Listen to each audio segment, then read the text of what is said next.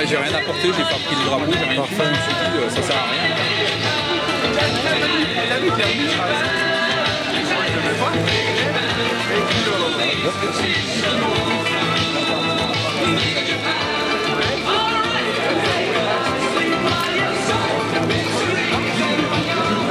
Bon, je vais aller danser. Ouais.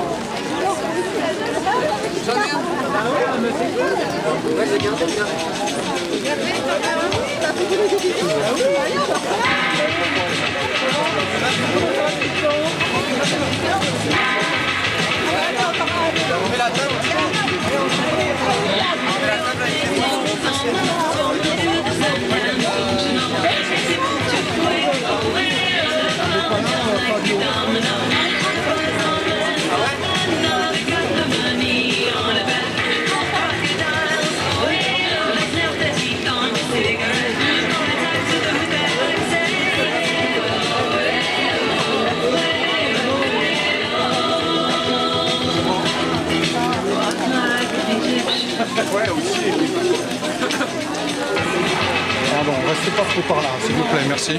Parce que c'est là que les gens ils viennent pour parler.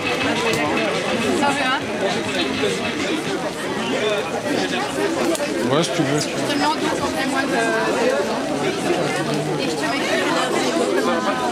bureau, en fait.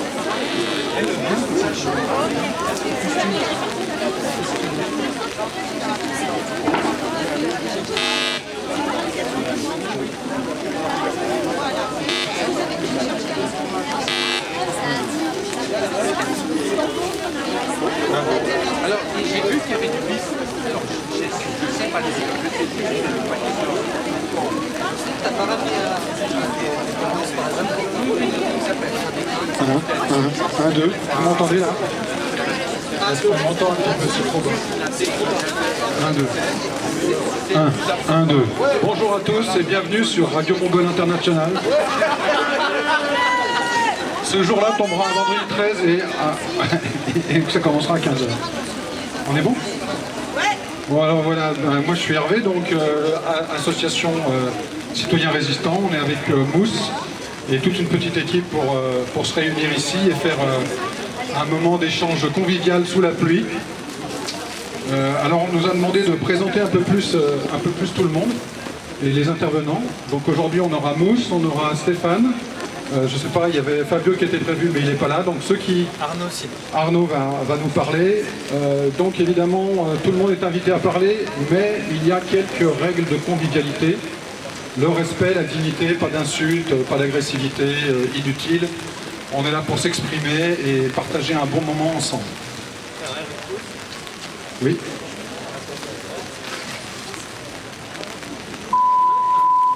Merci. C'était un petit bip pour la caméra et le son et le truc. Donc voilà. Je vais vous présenter Mousse. Mousse, c'est Jean-Jacques Martin et c'est l'école des femmes. Comment tu t'appelles, Mousse? Tu sais que ça a failli en plus parce que j'ai ma petite sœur qui voulait prendre le micro, mais bon, sous la pluie, je l'ai pas ramené. Pour ceux qui étaient là dimanche dernier, ils l'ont vu, elle était avec moi quand j'ai pris la parole. Et puis après, en rentrant, elle m'a dit qu'elle voulait prendre le micro elle aussi. Donc voilà, ça sera pas aujourd'hui, mais une prochaine fois. Je vous remercie encore d'être là. On essaye de ramener la lumière malgré la pluie et je pense qu'on la ramène tous avec nous parce que vous êtes tous et toutes illuminés comme je le dis à chaque fois. Tiens, et je me tope plus par là-bas. Voilà. Voilà, merci. Là c'est bon. Faut tout faire. Et puis ça montre aussi à quel point on est courageux et déterminé dans nos démarches. De temps en temps, tu descends, Et à quel point on a besoin aussi de se voir, ça nous fait du bien. Et je le dis à chaque fois, moi aussi j'ai besoin de vous voir et c'est ça qui me fait du bien, malgré la pluie, malgré le froid, malgré tout ce qui se passe. Je vous remercie d'être là et puis bravo à vous tous. Merci.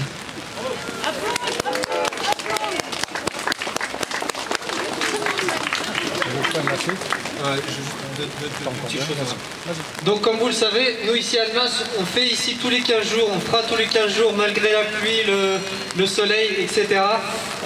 Donc le but, c'est, comme le nom l'indique, c'est une assemblée de citoyens. Donc le but c'est de se rassembler, de discuter entre nous, de se voir et aussi d'organiser petit à petit les choses. Donc les choses sont en train de se faire petit à petit. Il y a des pôles qui se mettent en place, des pôles éducation, des pôles artistiques, etc. Donc toutes ces choses-là, c'est important qu'on se réunisse et qu'on se voit pour pouvoir organiser toutes ces choses. Donc je vous remercie encore d'être là parce que derrière les mails, derrière les réseaux, etc., c'est bien beau, mais vous voyez à quel point c'est compliqué et on a besoin de se voir. Ça, vous le savez, vous le sentez. Donc, encore une fois, bravo et merci d'être là. Donc on va pouvoir discuter et faire les choses entre nous. Voilà, je ne tiens pas plus le micro, je laisse la parole aux autres parce que c'est important. Merci. Merci Mousse. Alors moi je voulais juste intervenir sur la fameuse émission de TMC qu'on a probablement tous vu, tous complotistes. Et particulièrement, il était là, il y était, notre ami Christian. Il était présent, on était là, ça s'est été filmé le 6 décembre de l'année dernière. Et en fait, le jeune garçon, là, Martin Veil, qui se permet de faire des leçons et de nous définir le réel à sa manière, hein, il nous a fait une belle démonstration de la pensée unique.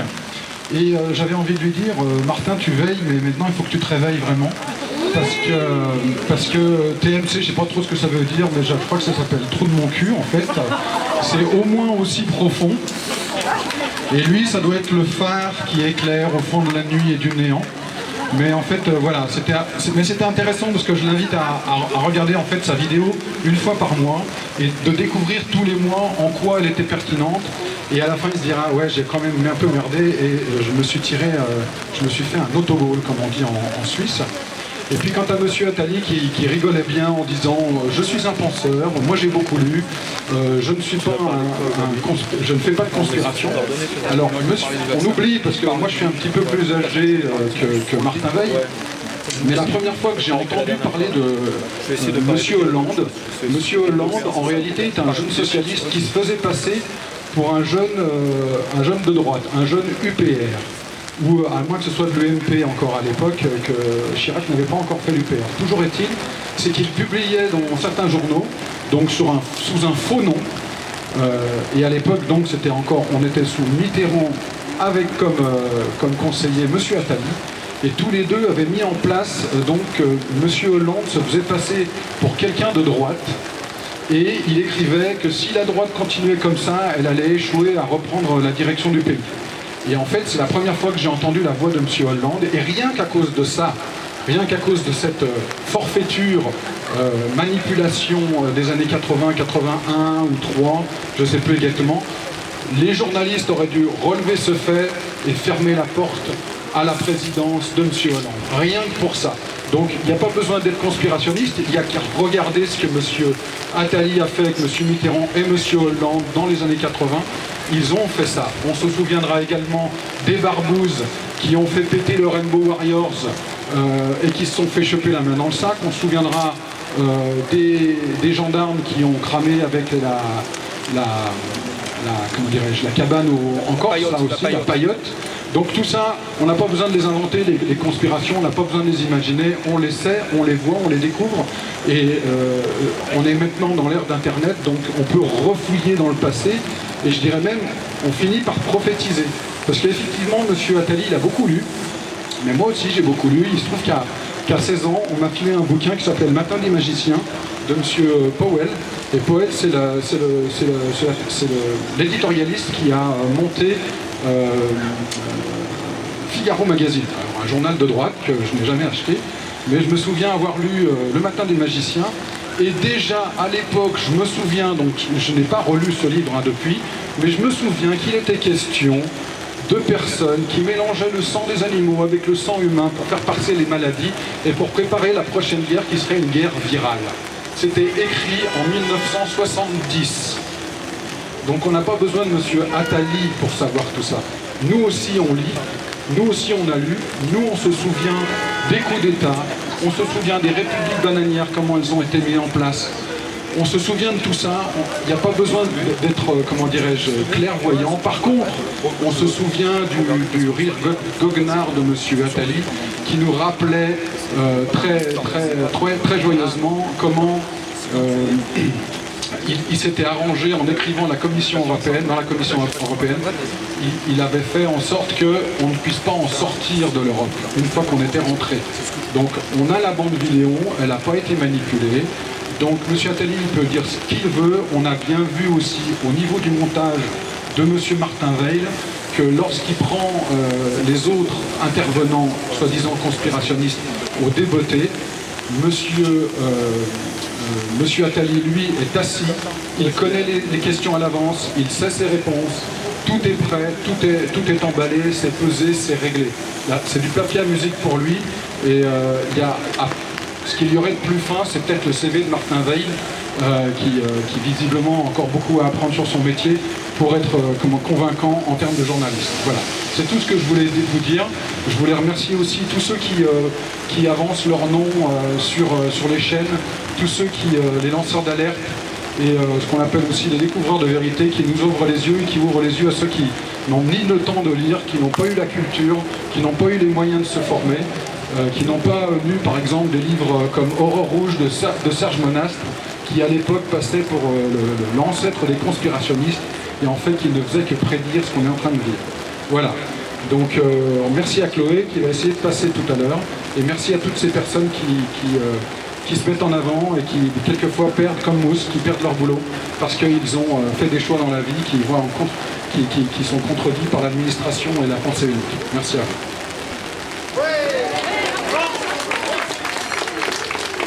Notre ami Stéphane, non? Oui. Attention au câble. Quel est ton prénom? Anne. Alors Anne, tu viens là parce que pour cause de bruit, on a un plateau très réduit. On n'a pas beaucoup d'argent. Bonjour, donc je m'appelle Anne, je suis médecin. J'ai déjà parlé là il y a 15 jours pour vous dire que les choses avancent. Donc je fais partie du collectif Réinfo Covid médecins, et sur la région Auvergne-Rhône-Alpes, il y a beaucoup de gens qui s'interrogent et qui veulent rejoindre ce mouvement-là. Vous, de votre côté, vous pouvez tous aller aussi sur le site parce qu'il y a plein de collectifs, plein d'actions qui sont proposées, que vous soyez juriste, parents, psychologues ou autres, dans ce contexte. C'est extrêmement important de savoir qu'ils nous ont dirigés par la peur, et la peur n'est pas une bonne conseillère, et on a besoin de rassurer, même si les pas sont petits, il faut les faire, et il faut continuer d'avancer parce que ça avance. Je rappelle ce que j'ai dit la dernière fois, juste pour sourire, que la vie est une maladie sexuellement transmissible qui est mortelle à 100%. Voilà, merci. Merci Anne. Merci aux médecins, merci à tous ceux qui se dévouent pour combattre une pensée unique, scientifique et médicale également. Stéphane, tu as prévu quelque chose? Oui? Oui, vas-y. Le vaccin. Voilà, Stéphane va nous parler du vaccin.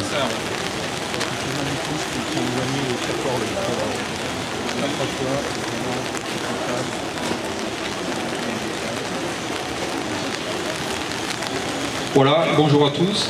Alors moi je suis venu, je voulais parler sur le vaccin parce que j'ai fait quelques années d'études donc en biologie, puis donc aussi en génétique. J'ai même fait des études, j'ai fait des études pour être visiteur médical. Je ne sais pas si vous connaissez la visite médicale. C'est vendeur de médicaments en gros, hein, vous voyez. Donc je connais un peu le milieu quoi. Et donc je vais vous parler sur ce fameux vaccin. Donc vous avez tous entendu parler qu'il y a actuellement des variants brésiliens, anglais, sud-africains. Il y aurait même un variant marseillais. C'est Raoult qui en a parlé. Il était au courant depuis l'été, depuis juin, juillet 2020. Donc ça faisait déjà plus de 6 mois. Donc il était déjà au courant. Il le savait. Même actuellement, le Covid, ce qu'on nous présente comme le Covid-19, ne saurait plus. Il y aurait déjà autre chose à la place. Voilà. Donc ils étaient de toute façon déjà au courant. Et donc on s'est aperçu qu'en fait, je ne sais pas si vous vous rappelez, il y avait donc la chloroquinine, on voulait pas, donc elle avait été interdite parce qu'elle était trop dangereuse, et on nous avait mis le Remdesivir. Je ne sais pas si vous vous rappelez. Donc le Remdesivir, il n'était pas dangereux, la chloroquine était dangereuse, et on s'est aperçu aujourd'hui que beaucoup de ces variants sont justement, l'origine de ces variants vient justement du Remdesivir, c'est-à-dire que le Remdesivir a créé des variants lui-même, donc il est mutagène, c'est-à-dire qu'il a sélectionné les souches résistantes, et donc les personnes qui prenaient ce Remdesivir retombaient malades du Covid. Donc ils retombaient à répétition, ils retombaient malades parce que le Remdesivir sélectionnait les souches résistantes. Donc vous vous rendez compte, donc ça veut dire qu'en fait, non seulement ça n'a pas soigné, mais en plus ça a créé des souches résistantes de Covid. Hein, voilà. Et à l'heure actuelle, je crois qu'il est plus prescrit, ou je ne sais plus exactement, mais en tout cas, voilà, donc on nous avait présenté le Remdesivir à l'inverse de l'hydroxychloroquine comme un médicament, et puis il s'avère que en fait c'est tout l'inverse. Même si on dit encore que l'hydroxychloroquine, on ne sait pas si réellement ça soigne, en tout cas elle n'est pas toxique. Et je ne sais pas si vous vous rappelez, vous avez entendu parler de cette étude bidon. C'était le Lancet qui avait souligné que l'hydroxychloroquine était toxique, et il s'avère qu'en fait tout était bidon, il n'y avait eu aucune étude de fait, tous les chiffres étaient bidons, donc pour une étude, c'était quand même quelque chose de sérieux à la base. Et au final, il s'avère que tout avait été bidonné pour faire en sorte, pour créer, pour dire l'hydroxychloroquine, non, effectivement, c'était dangereux. Alors qu'en fait, on sait très bien que depuis 50 ans, c'est utilisé, l'hydroxychloroquine est utilisé depuis 50 ans, et il n'y a pas de vrai effet secondaire. Voilà. Alors, pour revenir sur le vaccin, on s'est aperçu qu'effectivement, on a créé un vaccin qui s'attaquerait à l'antigène qui est le spike. Je ne sais pas si vous voyez ce que c'est que le spike, c'est ce qu'il y a sur le... Donc, vous voyez le virus, vous avez des pics sur le virus, et vous avez des boules. D'ailleurs, d'où le nom coronavirus, ça fait comme des couronnes en fait. d'ailleurs est devenu le nom coronavirus. Et ces couronnes, donc c'est ce qu'ils appellent le spike. C'est en fait le vaccin, il vise ce spike en fait. Hein, ok, donc c'est des anticorps qui vont neutraliser le spike. Mais le problème, voilà, c'est que ce spike apparemment change, varie. Donc ce qu'on peut revenir aux variants, les variants brésiliens, anglais, sud-africains, on pense que le spike a changé, et que donc si le spike a changé, puisque le vaccin est basé sur ce spike, comment voulez-vous que le vaccin soit efficace si le spike a changé? Il ne pourra plus être efficace. Donc on est en train de nous vendre un vaccin qui probablement peut-être ne sera pas du tout efficace.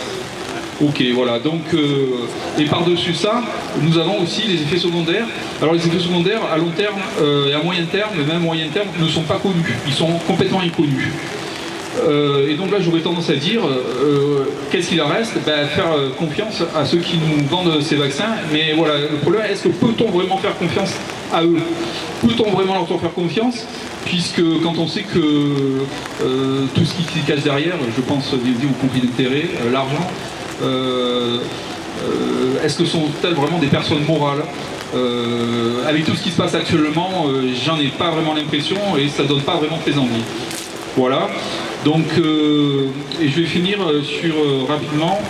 Je vais pas trop vous embêter, mais je voulais juste vous parler par rapport au vaccin. Donc vous savez que le vaccin, enfin un des vaccins est appelé vaccin ARN messager. Vous avez entendu parler de ce vaccin, de ce fameux vaccin. Donc c'est un vaccin qui n'a jamais été fabriqué, n'a jamais été testé, parce que contrairement à tous les autres vaccins, ce vaccin, au lieu de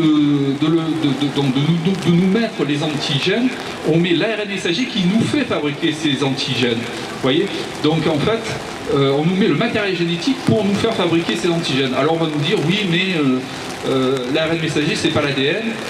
Eh bien en fait, c'est pas tout à... Enfin, alors, je suis d'accord, c'est sûr que l'ARN messager n'est pas l'ADN, mais l'ARN messager, on le sait, peut redevenir ADN.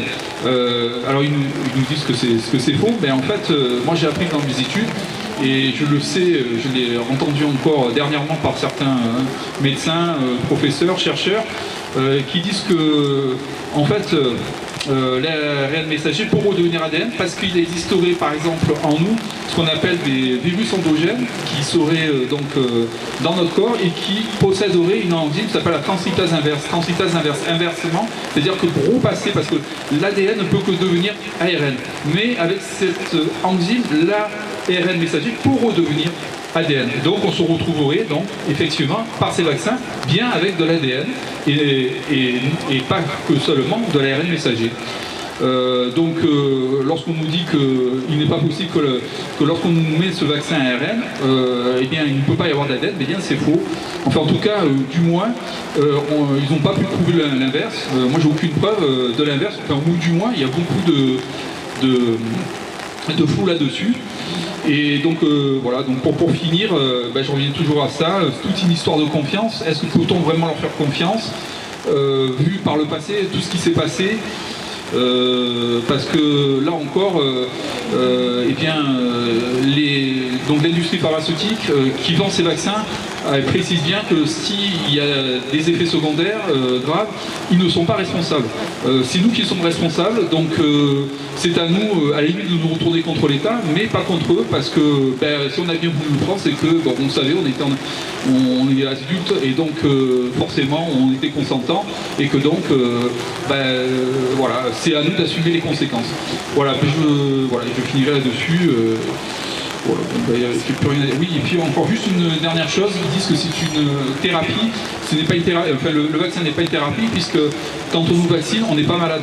Or, généralement, les thérapies, c'est pour soigner, on nous soigne parce qu'on est malade, mais là, nous sommes malades, nous ne sommes pas malades, donc on nous vaccine alors que nous ne sommes pas malades. Voilà, je vous remercie beaucoup. Voilà, merci à toi. Et oui, l'ARN messager, il bosse chez DPD.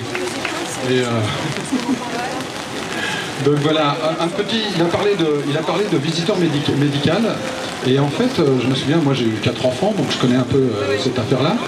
Et j'avais un ami qui était visiteur médical qui il fait passer le lait Gigose dans les hôpitaux.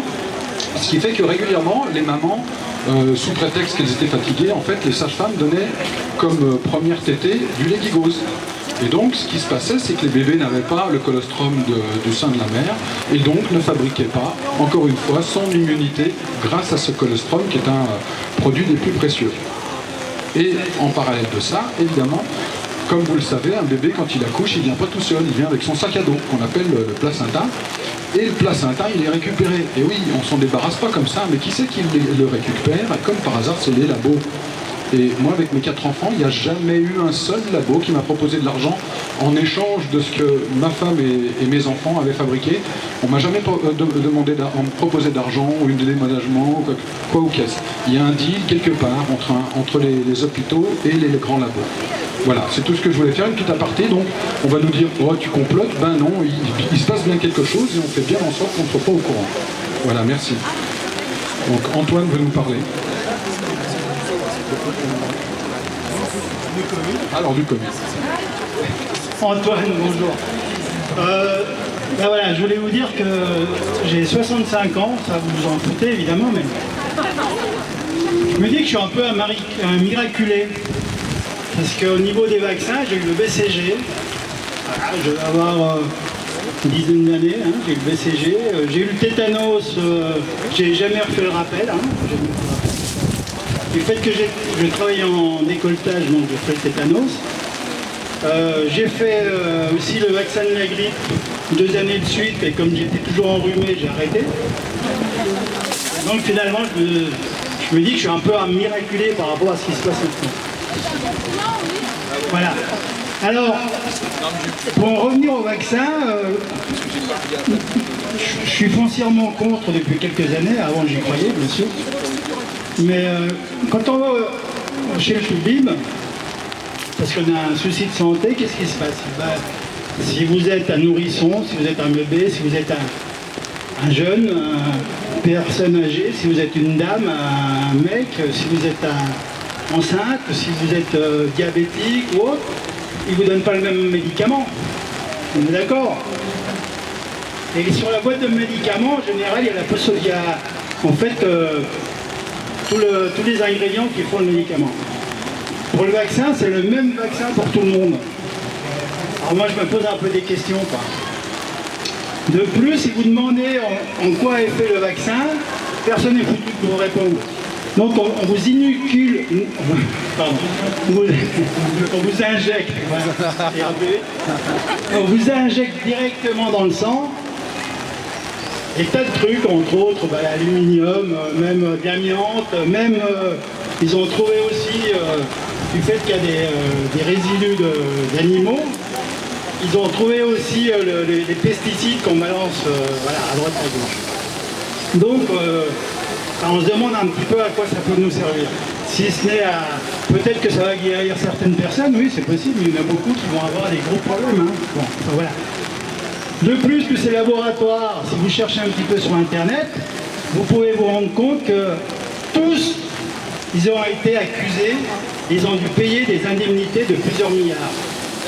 Donc quelque part, c'est qu'ils ont des trucs à se reprocher, quoi. Alors ce qui est merveilleux, c'est qu'on est dans des pays actuellement, et c'est pas uniquement en France malheureusement, où les politiciens c'est des mafieux, quoi. Hein. Moi c'est mon avis. Hein. En fait, ils ont voté la non-responsabilité de ces laboratoires en cas de problème de santé. C'est un truc de ouf, quoi. Hein. Mais voilà, c'est comme ça.